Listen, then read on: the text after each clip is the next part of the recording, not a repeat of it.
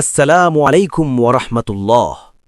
সম্মানিত জুলাই লড়াইয়ের অগ্রসেনারা, সত্য, ন্যায় ও ইনসাফের পক্ষে থাকা সকল সংগ্রামী ভাইরা, আজ আমি দাঁড়িয়েছি এক জ্বলন্ত প্রশ্ন নিয়ে, এক তীব্র ক্ষোভ নিয়ে, এক দহনময় সত্য উচ্চারণ করতে।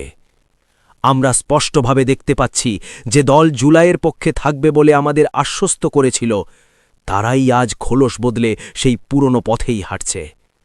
জনগণের রায়, জুলাইয়ের চেতনা, শহীদের রক্ত, সব কিছুকে পাশ কাটিয়ে সংবিধান সংস্কার পরিষদের শপথ থেকে বিরত থাকা ২০৯ জন এমপি কি প্রমাণ করতে চায়? তারা কি প্রথম দিনেই জনগণের সাথে বেইমানির সূচনা করেনি? জাতীয় সংসদ নির্বাচন ২০২৬ অনুষ্ঠিত হয়েছে জুলাই সনদের ভিত্তিতে। যদি সেই সনদই অস্বীকার করা হয়, তবে সেই নির্বাচনের নৈতিক ভিত্তি কোথায়? মন্ত্রিসভা কোন বৈধতার ওপর দাঁড়িয়ে আছে? জনগণের ভোটের সম্মান কোথায় রইল? প্রশ্নগুলো আজ আকাশে ঝুলে নেই, প্রশ্নগুলো আজ জাতির বুকের ভেতর জ্বলছে আগুন হয়ে। আমরা দেখেছি কিভাবে নির্বাচনী কৌশল ও প্রভাবের মাধ্যমে ইঞ্জিনিয়ারিং করে গুরুত্বপূর্ণ আসনগুলো ছিনিয়ে নেওয়া হয়েছে, কিন্তু তারপর কোথায় সেই দৃঢ় অবস্থান? কোথায় সেই স্পষ্ট প্রতিবাদ? কোথায় সেই ন্যায়ের পক্ষে আপোষহীন নেতৃত্ব? মনে রাখবেন, জুলাই কোনো ক্যালেন্ডারের মাস নয়। জুলাই একটি অঙ্গীকার, জুলাই একটি রক্তাক্ত শপথ।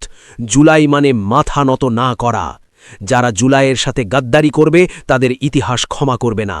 যারা জনগণের আশা আকাঙ্ক্ষাকে ১৮০ ডিগ্রি ঘুরিয়ে দিতে চাইবে, তাদের জেনে রাখা উচিত জনগণ ৩৬০ ডিগ্রি শক্তি নিয়ে ফিরে আসতে জানে। আমরা ভয় পাই না, আমরা বিক্রি হই না, আমরা নীরব থাকি না।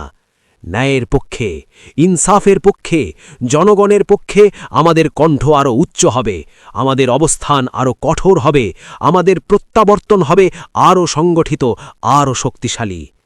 ইনসাফ প্রতিষ্ঠা না হওয়া পর্যন্ত সংগ্রাম চলবেই।